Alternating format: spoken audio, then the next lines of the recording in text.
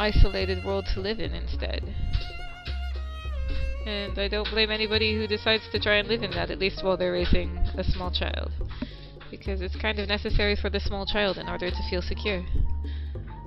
Like, the things that make us insecure as children often stay with us the rest of our lives. Whether or not it's warranted, they'll often still be with us for the rest of our lives.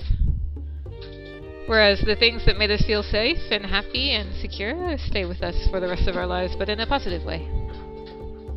Like, we're super happy to see, like, my partner loves the idea of having a German Shepherd because his godmother had a German Shepherd when he was a little kid, and he remembers fondly lying on the German Shepherd and stroking its fur, and yeah, I can see why he'd want to recreate that in his adult life as a reminder of this safe and pleasant time in his life.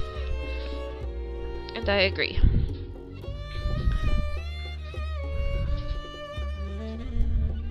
I don't personally, like, it comes and it goes.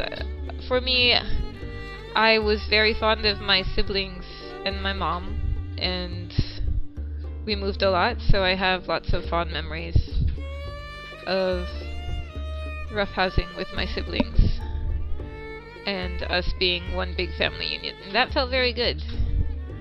But we're all a little bit further apart now. There's complications now as my brother doesn't want to see my sister, so we can now no longer see both of them at the same time. Which kind of sucks for family events. It means that we only get one of them there.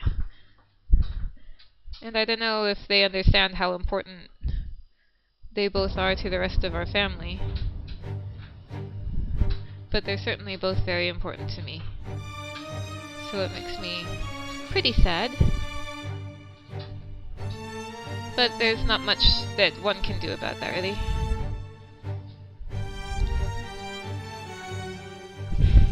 It's up to them and they don't want to.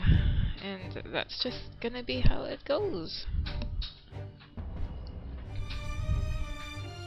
I wish it was different, but it's not. It's been weighing on me more and less over the last little while. But some things like, what they've both kind of established is that the life they have now with their families is what they should focus on, and making that the good life and not trying to recreate or capture lost childhood memories. And I agree, like, part of it feels pointless to ask about my childhood nostalgia because I'm once again creating memories that I want to keep right now with my daughter and my partner. And so there's not really this huge need to try and recreate my childhood because I've got a pretty nice time right now here with my family here. And so I get to have fun plotting that instead.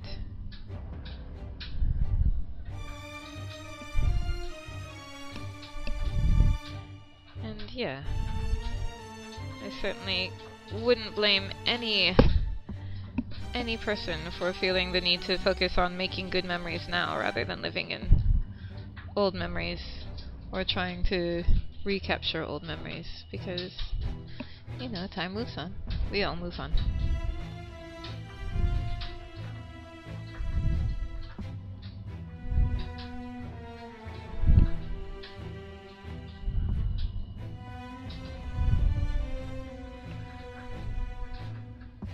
This pupper. I really should have drawn his other eye at some point. I've spent way too long on this already, just detailing the nose and the teeth and the eyes. But it's fun. It's fun to detail the pupper.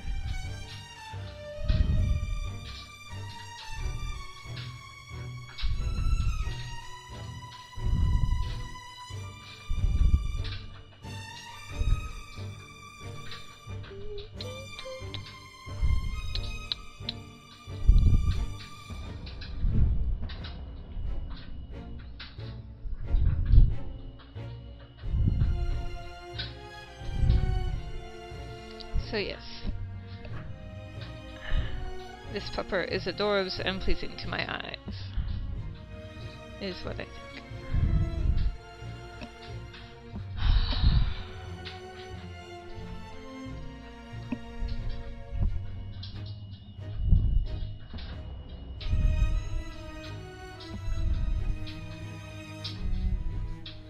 This is a very nice brush.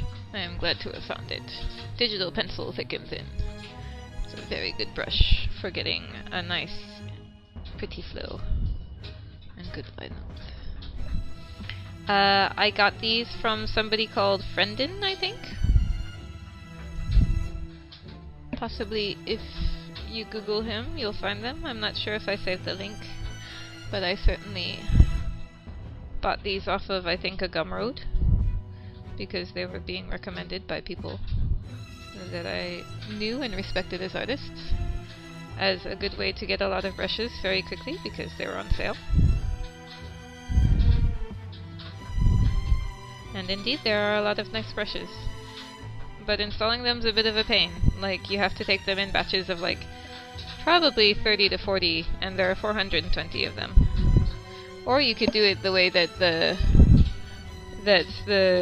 paint program would prefer and load them in literally one by one individually. I didn't do that. I copied and pasted them in batches of 30 so that it wouldn't crash. Okay. Got that one, we've got that one, and then it needs to split off down here and be its own separate thing. Let's get that doing. Let's get that doing and done. What a cute pupper. I'm sorry.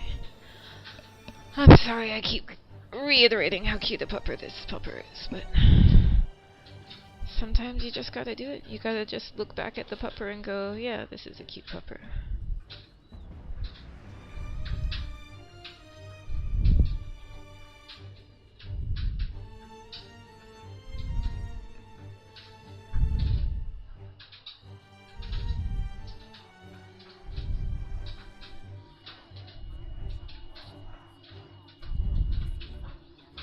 I'm sorry there are so many versions of this main opening theme to this movie. It's a lovely theme. It's just sort of like, it's still this. Oh, it's this again.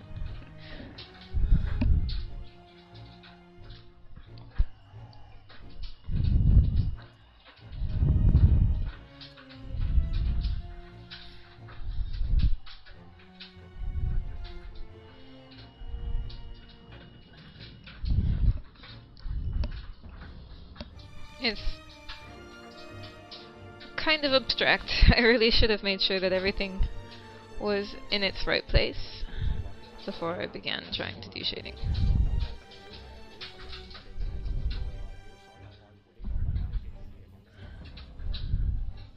I don't think humans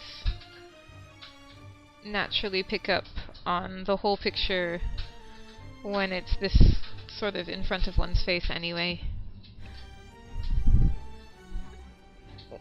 You really have to step back and kind of think about it.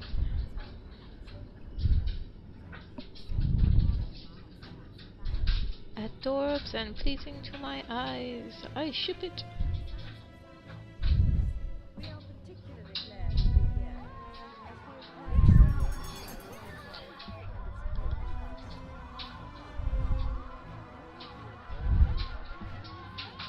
You know, you have to really give Taika Waititi a hand, because if there's nothing else that you should gain from Thor Ragnarok, it should be that this is a man who has his finger on the pulse of the Tumblr fandom around the Marvel Extended Universe, and he has made a film that is genuinely just like everything that people on Tumblr want from a Marvel film. It was just perfect in my mind. Like, it was just the kind of humor that I've enjoyed as being a millennial on the internet. It was just like, this guy knows exactly what I want from a film like this. Like, it was way better than I was expecting, and I was already expecting it to be pretty good because I haven't really been let down by a Thor film so far. Honestly, every Thor film has exceeded my expectations, given that the first one I went to just to kind of fill in the gaps in the extended universe, or the cinematic universe, and be more ready for Avengers. And I think I had a friend persuade me to go and see it just because Chris Hemsworth was eye candy, and wouldn't that be nice to see? And I was like, yeah, okay, fine. I'm a fan of Norse mythology, and I'm a fan of comic books, but, like, Thor always seemed like ridiculously at odds, I guess, with both things that made me love those things. Like, his costume was not befitting, in my mind, of Thor the god, and his and the comic itself didn't seem as darker, edgier, I guess, as I tended to like from other things. Like, it was Identity Crisis and things of that nature that really got me into comics finally, and alt universe takes like Red Sun really resonated with me and got me into comics in that way.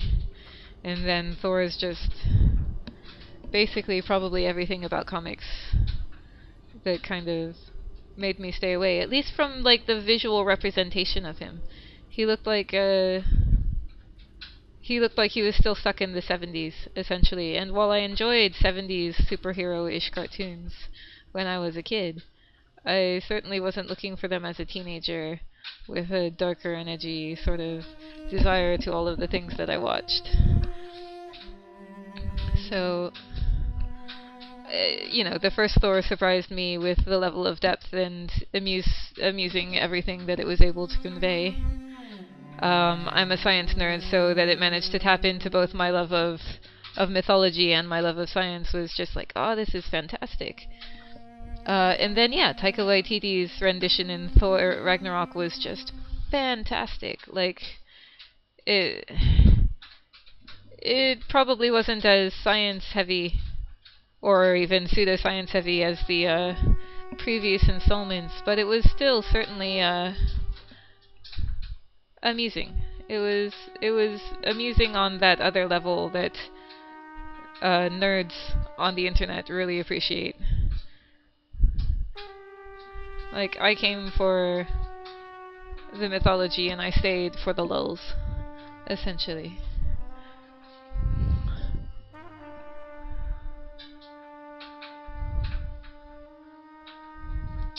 Yes, you pretty pupper. So I would like to actually get to the point where I feel comfortable drawing the other eye, but I swear to God I'm just going to keep detailing this other side of his freaking face. And I'm not going to get to the other eye. And I need to keep this part light because it's a different part and it's got a lighter substance to it. It's not the same intensity. And this is the problem that I had if you've seen the other pictures that I've done of people's animals. This is the problem I've had with them, is that, you know, they have multiple colors, and I'm operating in one color, and I just don't have enough range in my brightness, like in my shading with this to properly distinguish when something's like black or brown, essentially, or orange. And so I end up in this horrible situation where you can't really tell what colors I'm trying to convey. What a cute pupper. Okay. Let's try to get other parts of the picture all done.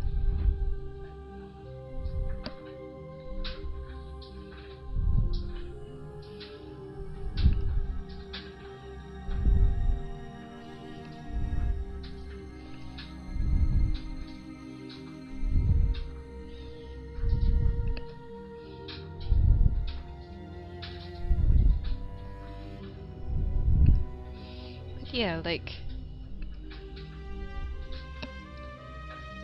for me, I'm somebody who often enjoys facetious humor, and I would say that